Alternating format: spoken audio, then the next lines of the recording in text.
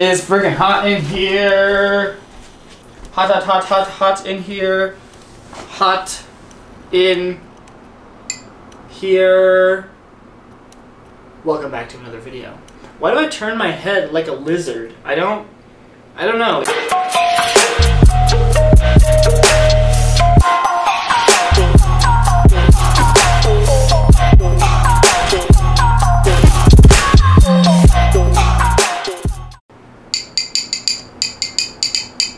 Guac for President 2020.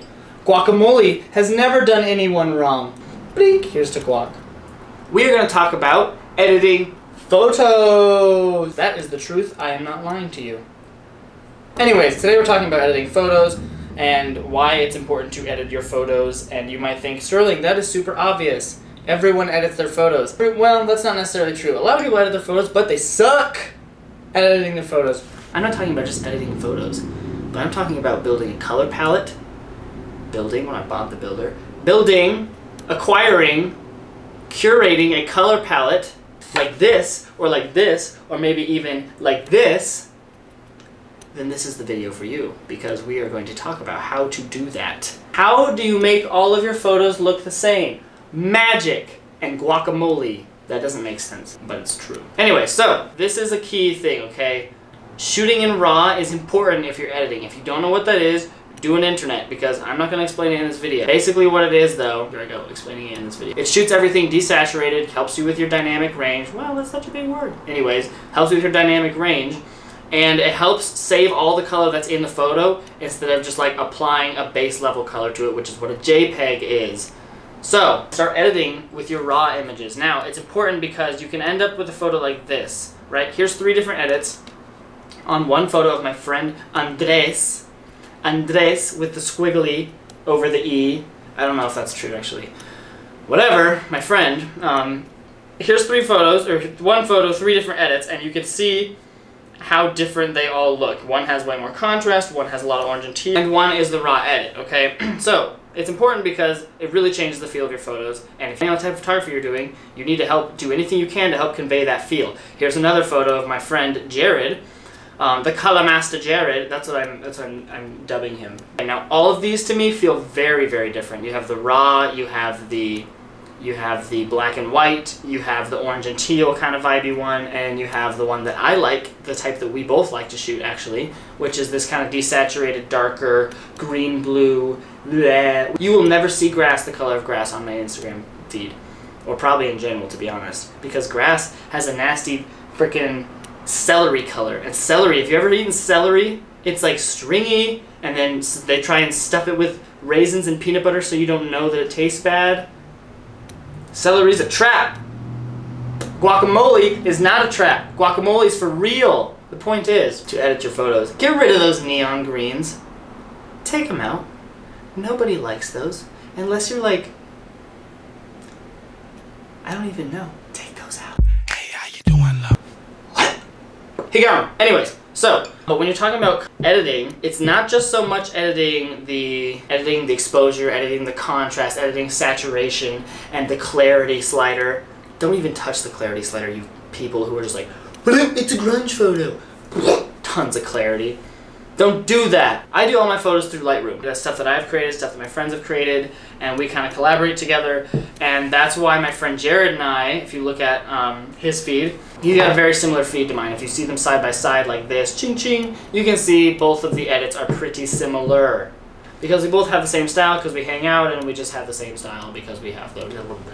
So, if you look at this photo, these are photos of Jared, and you'll see that they have the same coloring as these photos from Jared, okay? One set I took, one set Jared took, obviously, because we're in the other photos. So, but you can see the coloring is very similar, and it gives a very, special feel to the photos. It's important to know what you like in photos so that you can pull those out in a photo. Now, you take a look at this set here. These are shot early morning on my last trip to the sand dunes. And right here we have very different edits of the sand dunes, right? And they all feel very different, and they all pull out different things in a photo.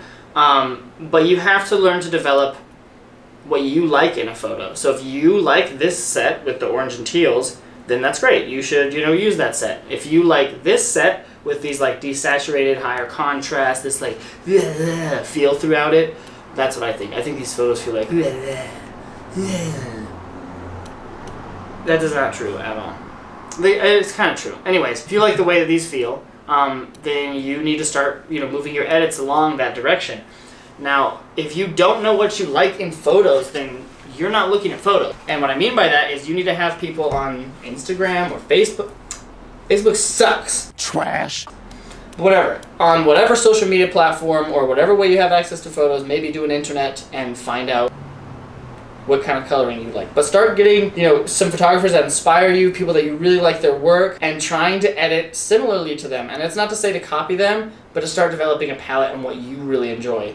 And you'll notice that, oh, I really like this orange and teal, but I live in the mountains, and so I don't shoot a lot of orange, like, it doesn't fit my vibe. So maybe you go toward the desaturated look, or toward the, like, kind of look, you know what I'm talking about? Where it's like, clarity slider, blue, saturation, blue, vibrance, blue, popping them left and right, blue. Anyways, maybe that's what you like to shoot. If you do like to shoot that, stay away from me. I don't like the way you edit. Anyways, the point is, go online and look at some photographers and find out the coloring that they use, and then start to mess around with it. Now, a lot of you don't have Lightroom, or you don't have a computer even to edit on. But no excuses! VSCO Cam. You ever heard of VSCO Cam? Probably. It's a huge app. VSCO Cam is great for just getting started and creating a theme, because they have presets on there, kind of like Lightroom. What you should do, go onto the internet, make an internet, cook an internet, bake yourself a nice internet pastry, type into the search bar, VSCO Cam theme. Boop. Go to images. Boop. Do that. Look at all the different themes, and they will actually tell you specific edits, exactly what to do to your photo to create a certain look. It's kind of crazy, actually. So if you like to do really black and white contrasty photos, it'll be like, boom, apply it'll be like, boom, apply HV1, exposure +3, contrast +5, saturation -4, blah, blah, blah, blah, blah. And it'll tell you exactly what to do with each photo. So you take a photo, put it in VSCO Cam, apply all the edits. Take another photo, throw it in VSCO Cam, apply the same exact edits. Take a photo, throw it in VSCO Cam, apply the same exact edits. And pretty soon, whoosh, you have a theme. Beep, beep. You have a theme, okay? Now transferring that theme over to all of your work and making minor adjustments so that your photos fit the theme. If you look at my friend Jared's Instagram, you'll see almost all of his photos have the same look, which is crazy because one day he's in a desert and another day he's in, a waterfall, and you're like, okay, what the heck? Like, why do they look the same even though they're totally different locations? It's because of the edit. Fix your edits. Someone just got the crap annoyed out of them. So really important. Start getting some photographers that you really like, Don't get them. Start looking.